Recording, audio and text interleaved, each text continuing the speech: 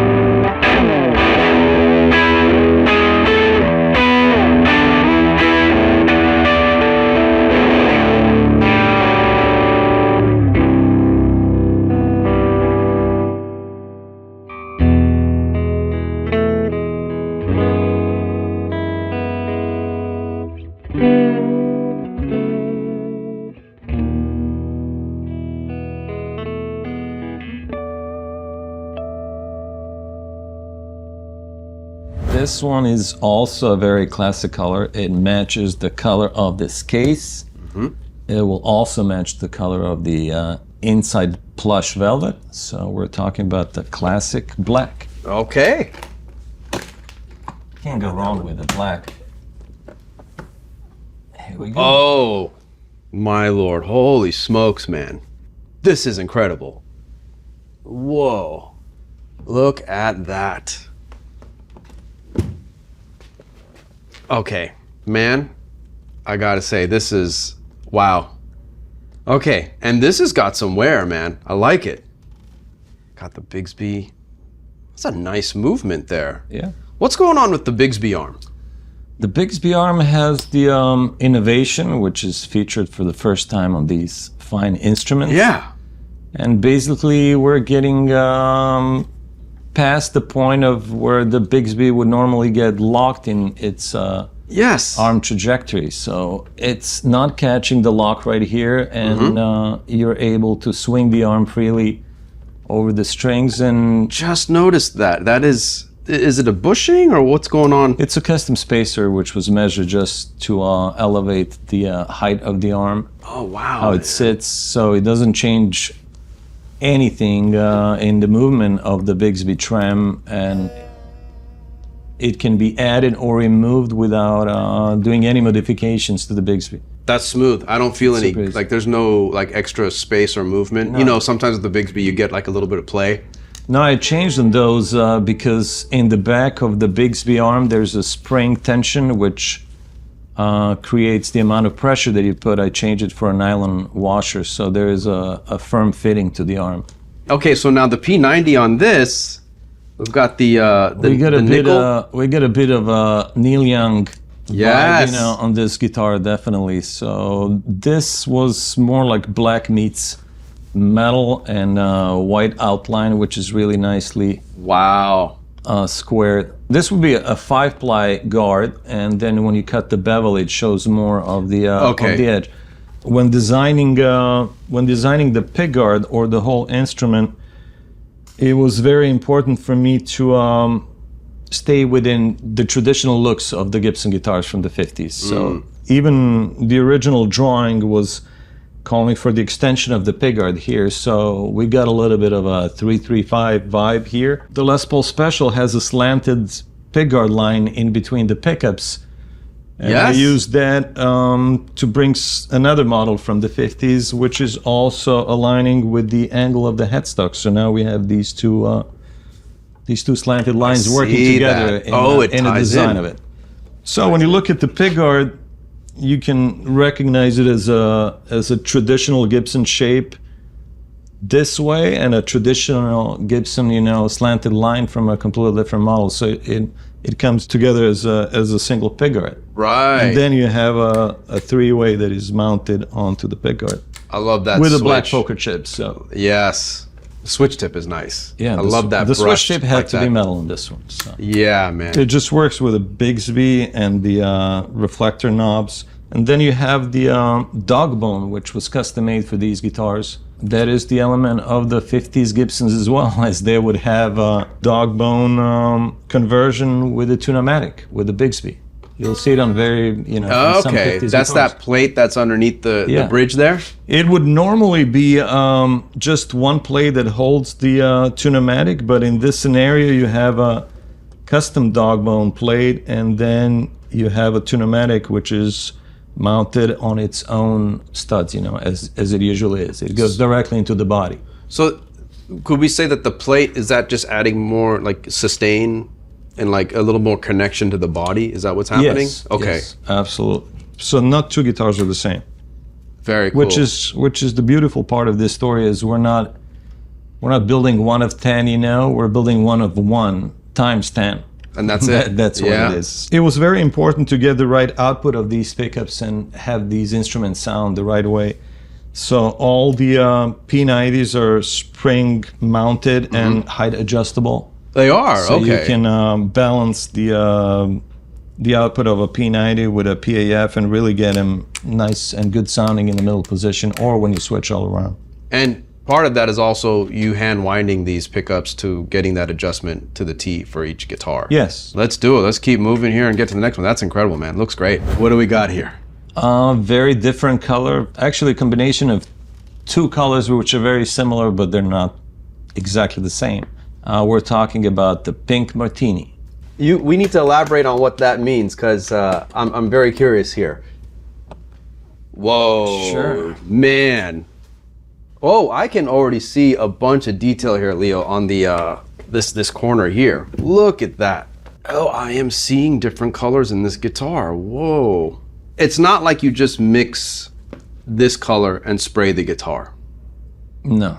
There's multiple colors in here, multiple coats. Dude, tell me about that. I actually think the whole line of Theodores or Retroliners that we made, I really wanted to work with, the drawing is calling for translucent finishes, as you can see the center line. Yes. So the center line is there, you cannot see it, but this body shape just looks extremely well in solid colors. That's just my personal opinion.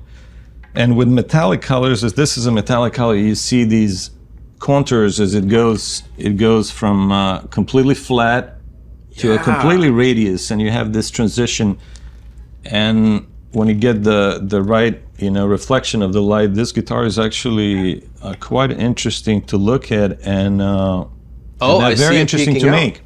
Basically, it's you're looking at the heather poly, but the heather poly had to have some texture for me, you know. So if I was to shoot just one color, it would be heather poly. It's great, not a problem with that, but I like to see the coats that are underneath. I like to, each paint job that I do, I'm thinking in different layers which will be exposed. I'm looking for the complexity of the paint job.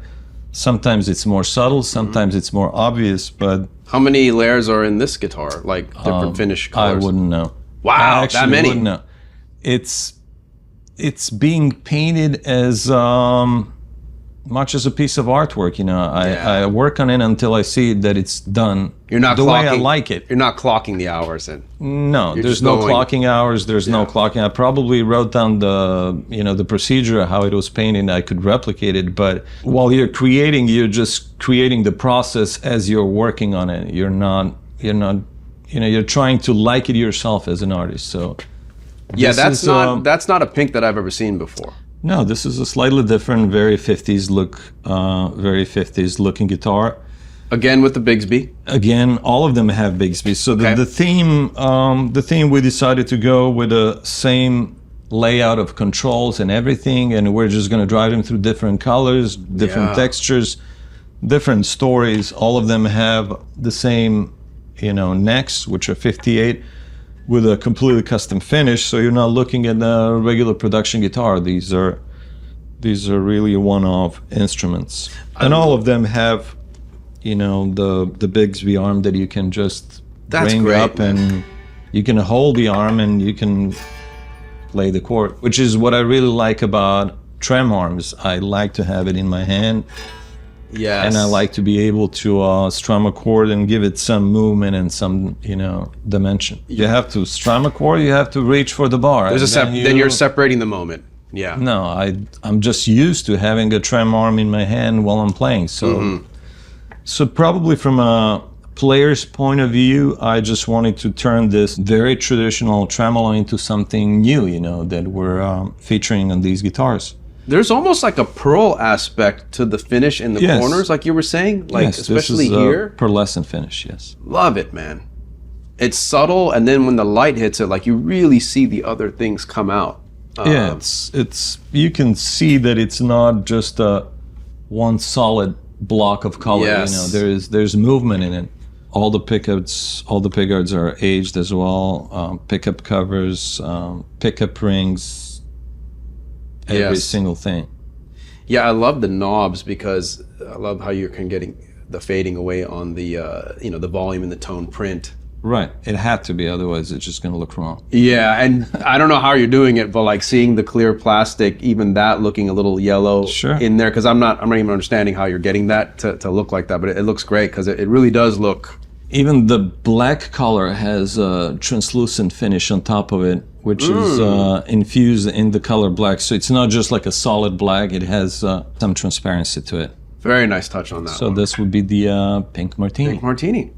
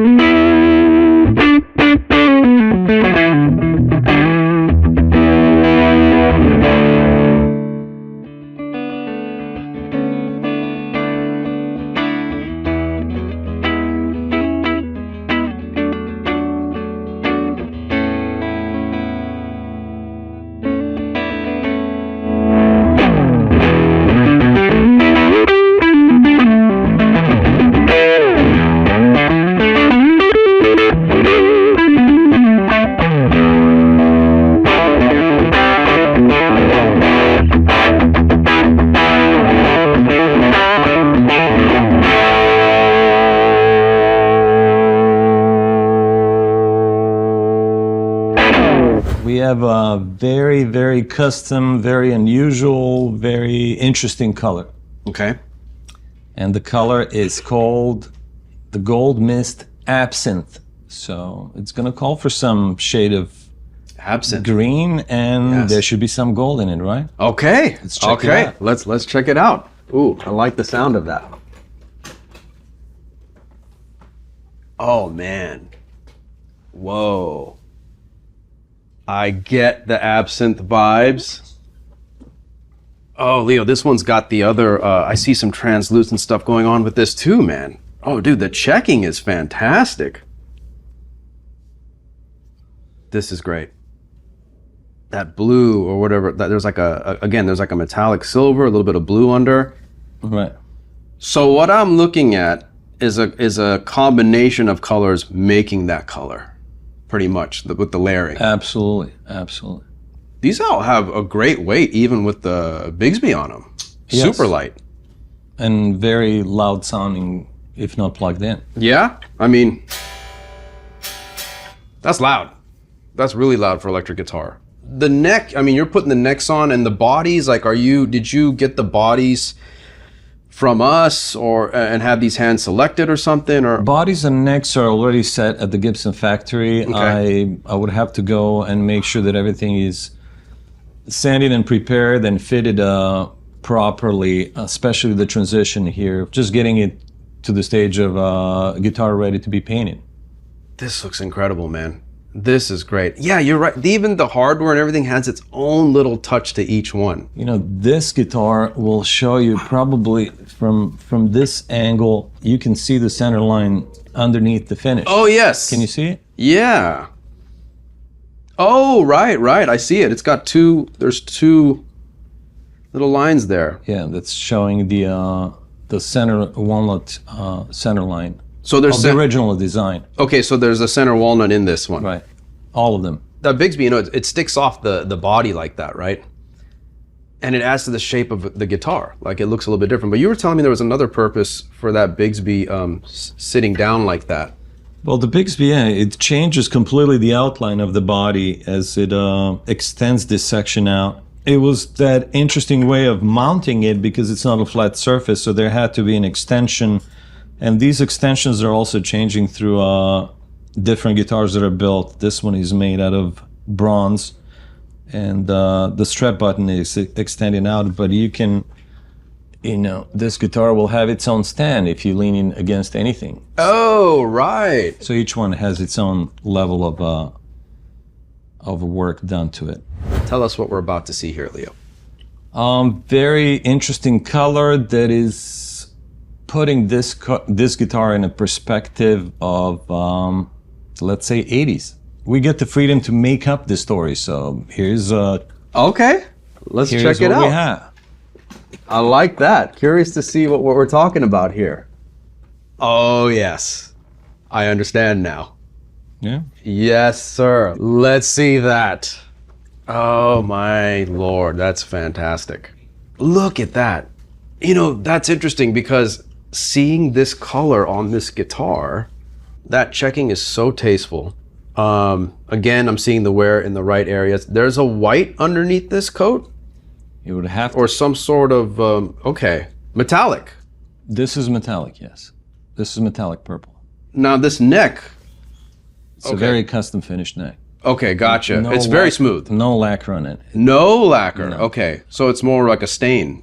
It's more like 4 different stages of staining, but you get to feel the actual That's nice. pores of the wood, you know, Yes. just the raw feel of the wood. Yeah, I was gonna say each one of the necks have been just super easy to just feel up and down and navigate. Like, I spent a lot of time actually just rolling these fingerboard edges and making the necks feel super comfortable, like a really old guitar. So that is what you experience when you pick up a really old guitar, especially the one that doesn't have the binding.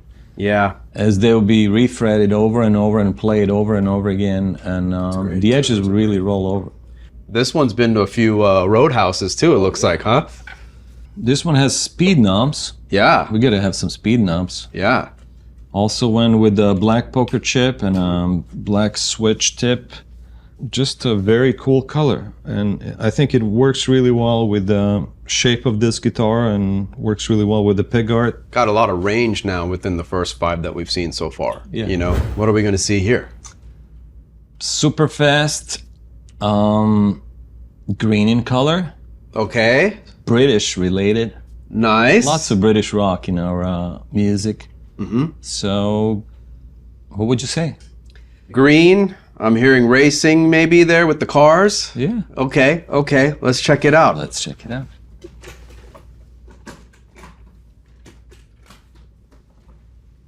Oh yeah.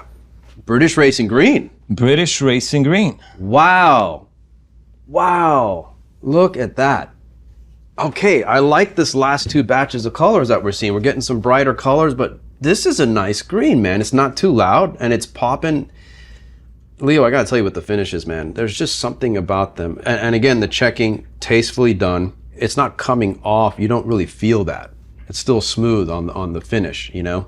So for this one, I also wanted to keep it very simple. So color-wise, maybe this one goes well with the purple one. Yeah. Being also metallic.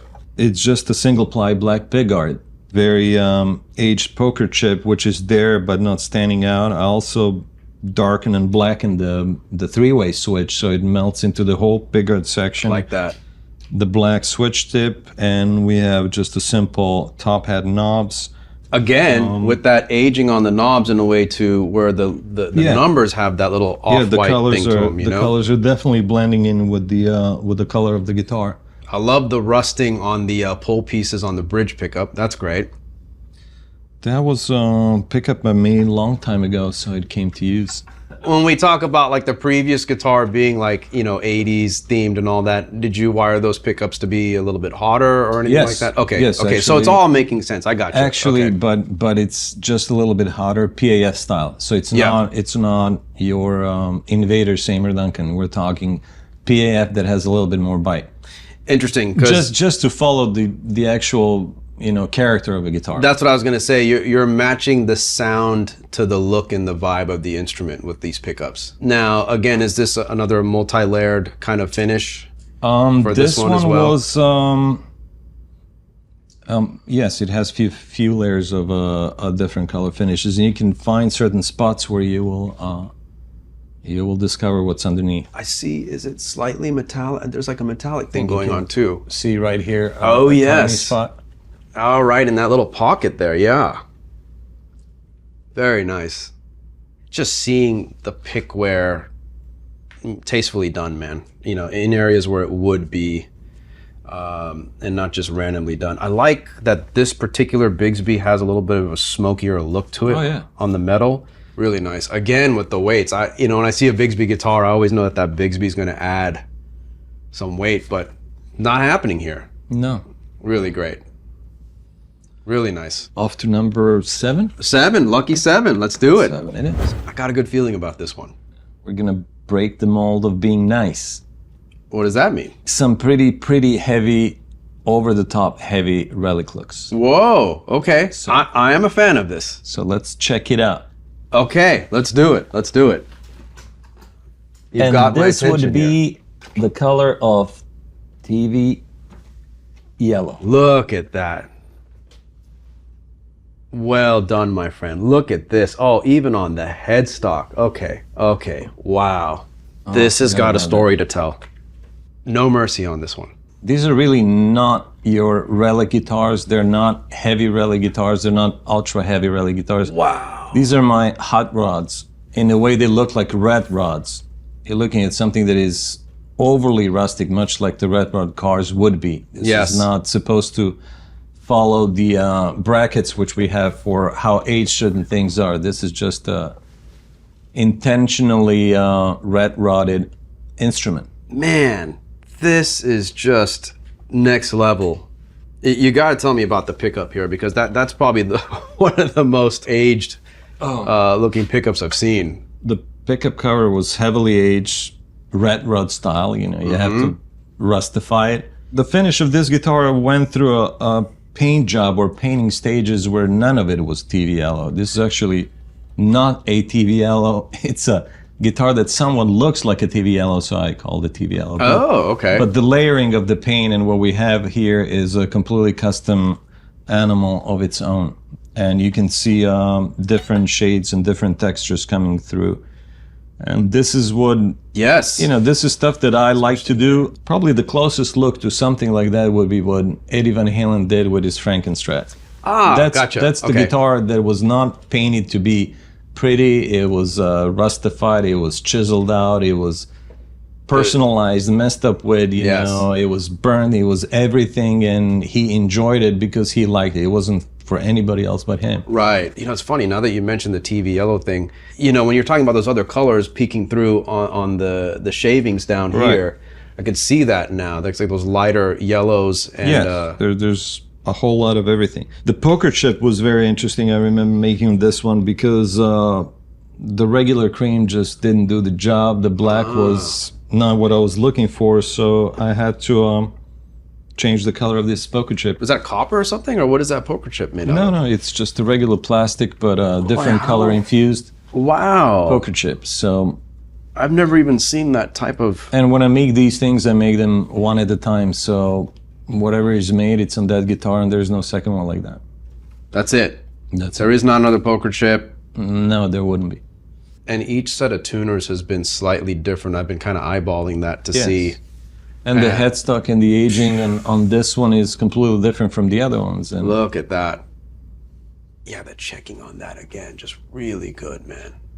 And again, just comes out in the right moments. You know? yeah, I remember working on this Bigsby. It's fantastic. Actually working on many of these Bigsby where I would have to age them really heavily, and the movement of the Bigsby was compromised. So I had to take all these things completely apart to the finest of details and just lubricate everything.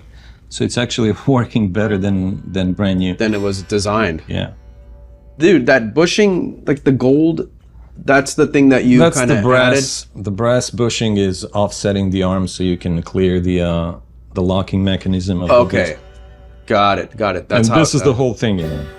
Holding it in your hand and love it. being able to use the tram arm, which I think for many musicians is a very important thing. That's so right. the TV yellow. Wow. Okay. So this is setting the tone for the next couple ones coming up here. I love it.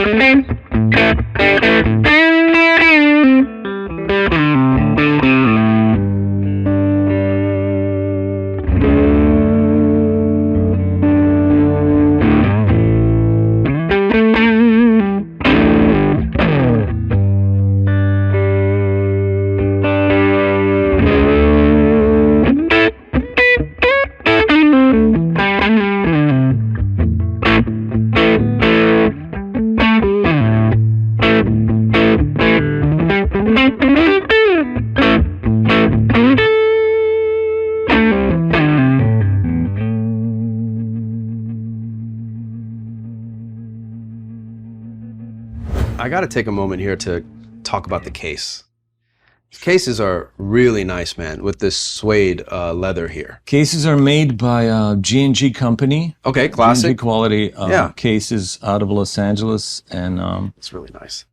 Ida and Jerry have supported me for decades of my work, you know, custom building guitars. They would always help me out with cases. So when Gibson projects came out, I believe in complete packages. So it has to have a custom guitar, would have to have a custom case that goes with it. So we had to make, something really special. I chose to go with black on black with black stitching and black piping. So I really wanted to be just in a very classic looks. And Yeah. we also did the matching black suede handle. Nice. I Yes. aged all the hardware, and inside we have the black lining, and we have the gold logo, which really stands out, gold Gibson logo from the 50s. So in aging the hardware on the case, how does that work? Like, do you have to take the hardware off the case and then put it back on the case, or do you bring them the hardware and then they start building the case? They Like, how's- provide me with the hardware. I aged it, I would take the hardware back to them, and once the cases are ready to be made, they just use that hardware. So you commissioned all of this and then they build it. Got it. Okay. And again, the hardware, the consistency is incredible because each one of those latches looks identical. Yeah. On the aging and as far as like the tint of the metal and everything. So it was all done in one batch. Yes, the hardware On was that done in one, one on batch. one batch. Yeah, that's great. When it comes to details, we can talk about this guitar, and I'll explain some of them. Yeah. What do we got here is for number 8?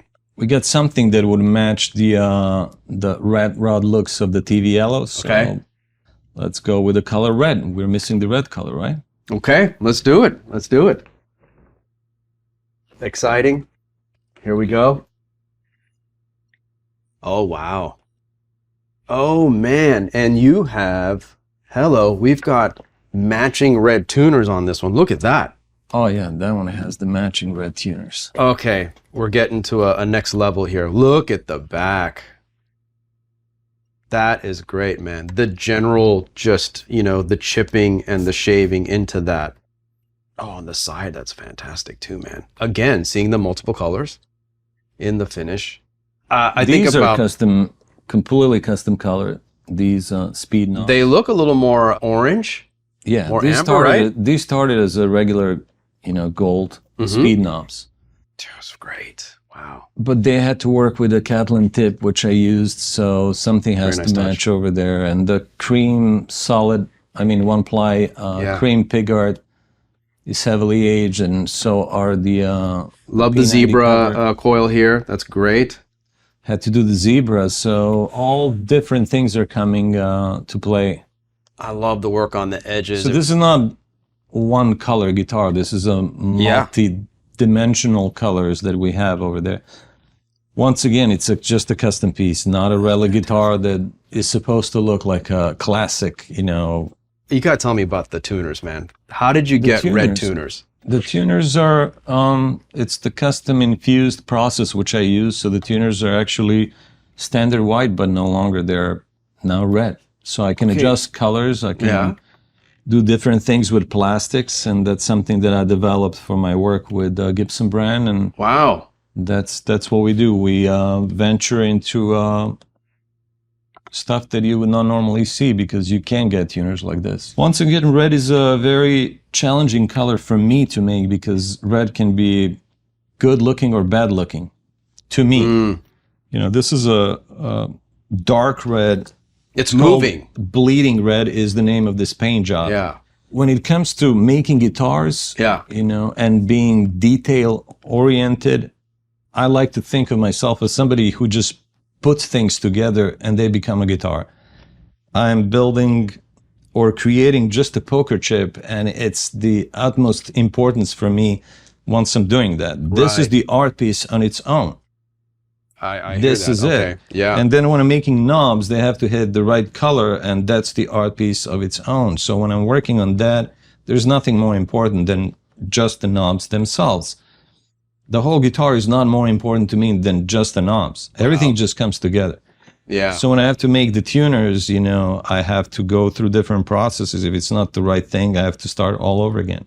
So not everything is done, instantly. Is there a lot of premeditation behind these concepts and designs, or are you more of like flowing as it's? Is there some, No, for these 10, I had to have a clear vision of what I wanted to do, as I wanted to incorporate a whole lot of Gibson into these guitars. There was an option of making, 10 guitars which are exactly the same. That would be a much easier task to do, but you know, going through different knobs, different poker chips, different plastics, I had to visualize each guitar exactly what it will be as the end result, so I can see what I'm doing, you know. Yeah. And then as I'm doing, I have pre-chosen which are going to be more relic, which are going to be red rods, which are going to be more classic, which brings us to the absolutely insane ones, which is the 9 and 10. So.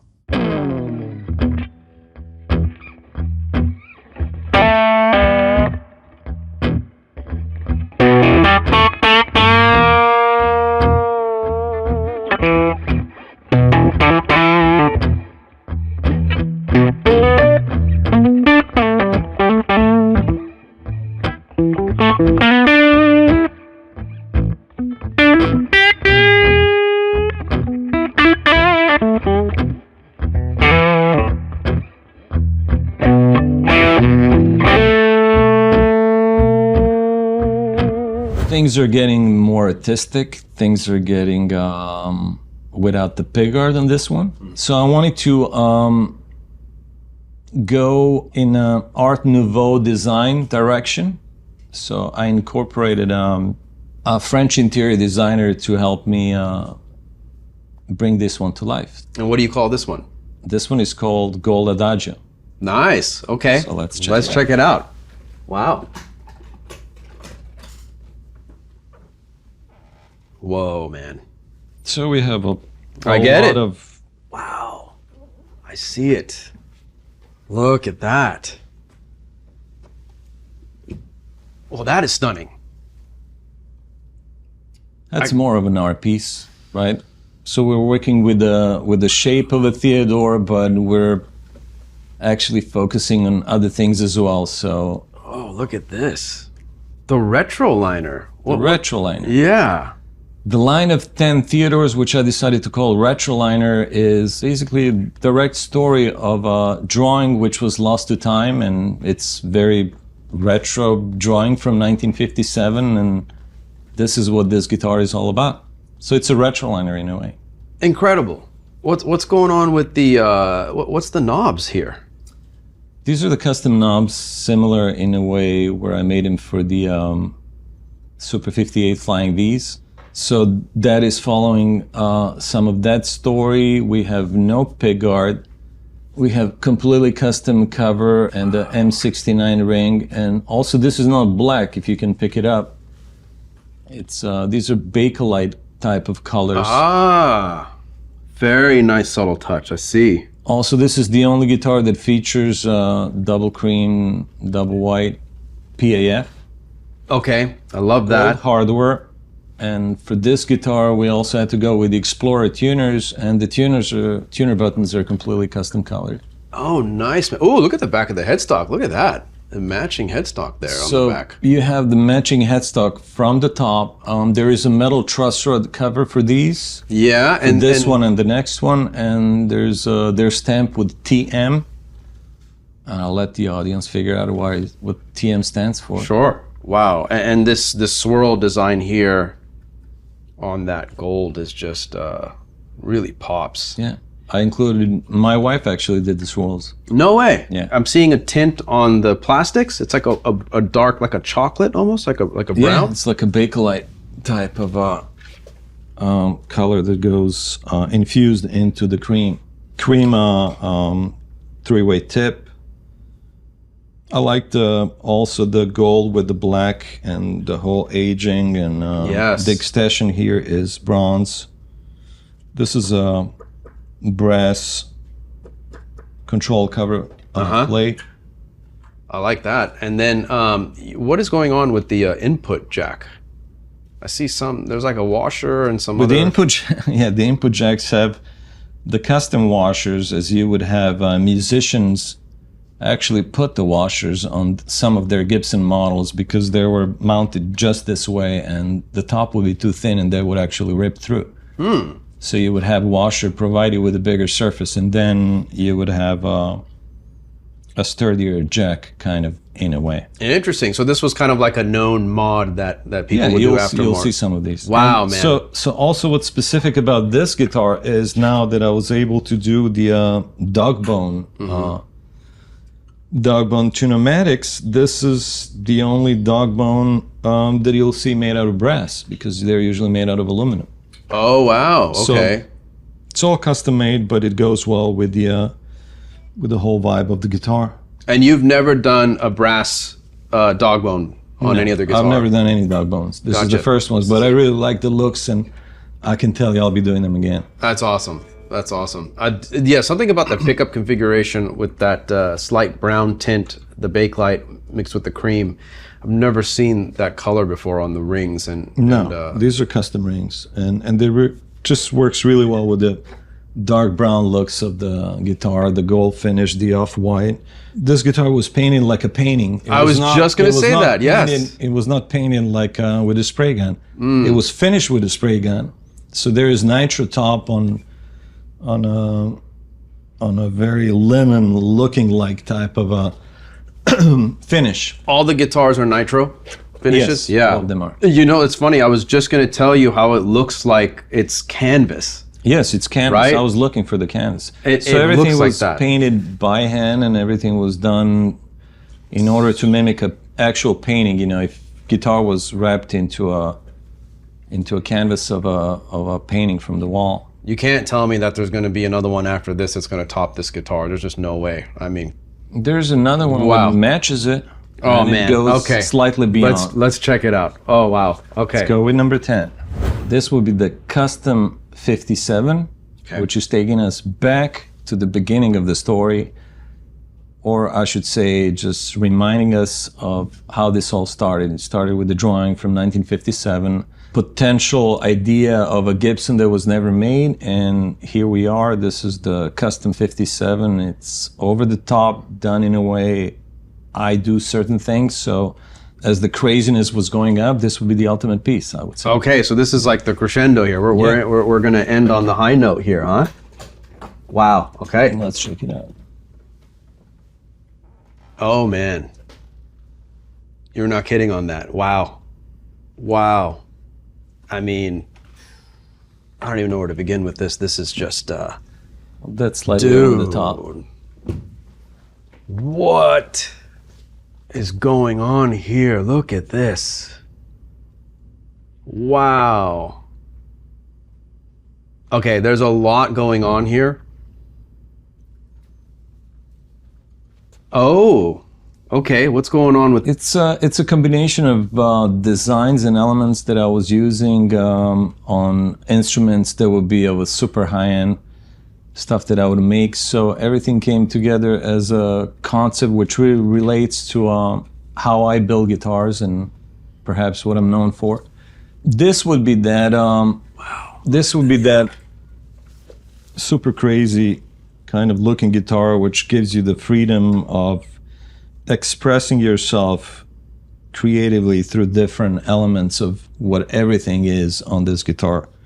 As I mentioned, this would probably be the Frankenstrat of my own, you know, as I would do something like this to a guitar. So you have a metal cover P90, which is also engraved. Mm-hmm. You have a PAF cover, which is engraved with a Gibson logo, which matches the logo of the case. Nice. This is the only guitar that has the dog ear, custom dog ear for a humbucker, which I built for a Super 58s. And it's like half of it on that. And this is actually the ring which was made for the production of for the 10 Super 58 Flying Vs, which I did. This is the only guitar that has a metal pickguard with Retroliner etching. That's great. We have a very custom poker chip, which is telling a story that this drawing went to hell and back, which is a story of this concept, let's say. We have a very custom switch tip. Yes, very cool.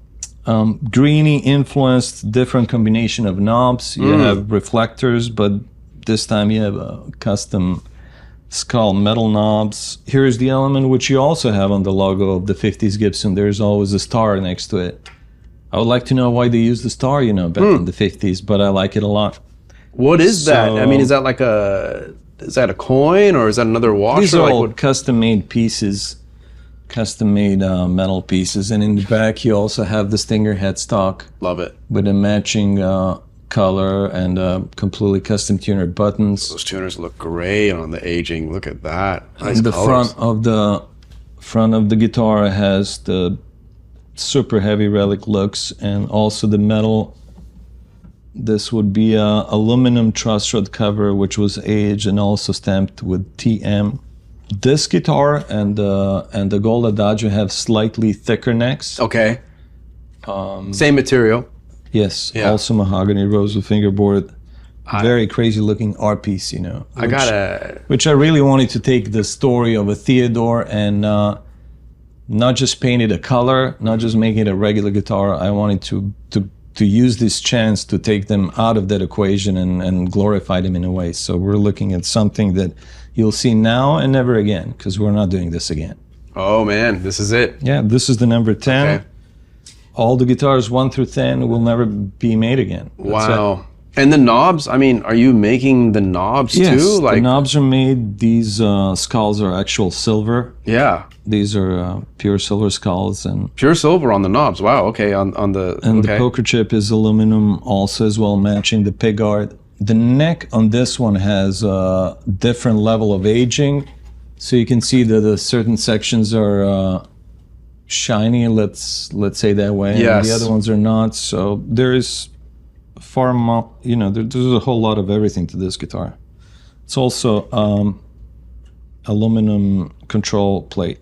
Beautiful checking on that, and the aging again, just tastefully done. I love the star throwback here of what you've discussed, and there's a great amount of I love the little artwork flame there. skull, yeah. Yes, very subtle. Again, you don't see it until you get close, which is great. I'm a big fan of that. Again, I love this the aging on this particular Bigsby as well. I mean, it looks like it's been lost at sea or something, you know, and then like brought back. Really great. And then man. taken apart and then put together and lubricated. There you go. So it functions like brand new. I just love that seal on the back too. I've just never seen anything like that. That's great. And this is kind of like your logo. Is this throwback to It's that a little bit? something that, yeah, I just really wanted to do a guitar that, which would combine everything, you know, that I've been all about. So it's most definitely not a guitar for everyone, but it's an absolute art piece. And again, you've got the washer going on here on that jack. There's a washer there, and looking from a profile, you have a brass washer extension, so that also stands out. Yes, very There's nice. different levels of colors and aging, and that ring will pick up the actual brass in the back, which you have of the number 57. Oh, yes, nice tie-in. Each logo is also different on all these guitars. As this would be the aluminum, but each logo is aged differently. Each logo is polished differently. Each logo has highlights which are polished differently. So it's not one logo. It's nothing on these guitars is the same as on the others. So That's great. that's how I like to build instruments. Each one's got its own story. That's fantastic, man.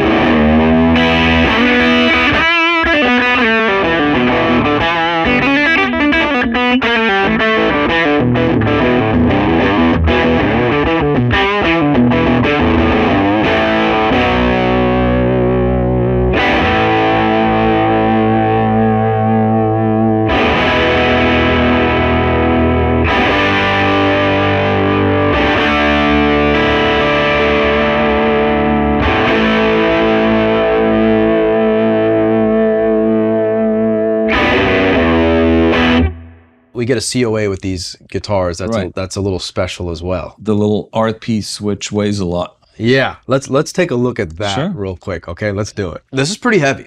It is. This is what People usually get taken by the mass of it and the weight of it. this is incredible because this is what's inside the case. So this is the COA. That's the art piece COA, correct? Okay, you've got to do the honors here and tell me what's going on Basically, here. everything is in the finest of the details. You know, we're not going to be mass printing COAs. I really want these customers and the owners of these guitars to be proud with something else besides the instrument itself. We have these absolutely crazy steel headstock shaped boxes, which are on hinges with magnets, you know, with different layers of inserts, and this is inserted into another insert, which is inserted to the actual COA. So each one is finished and aged in a way where not two are the same. Wow, I was going to ask that. Okay, so the side, if we can open that again. Yeah. God, that's great. And yeah, the magnetic Right. opening is great. So on this side, it's going to be your logo. And then this is going to be for every different guitar. Now, I think there's a couple of different variations of the skull. I think there's a black and then a gold as well that are some of the different options, right? That I've never seen anything like that. That's a great touch. Love that magnetic closing. And that's super special, man. I really saw the storytelling with each instrument. Even though it's a collection, I see how each one kind of stands out, you know? Yes, they do. And you know, your relationship with Gibson, I mean, it's really an honor to be working, you know, with the master artisan like yourself.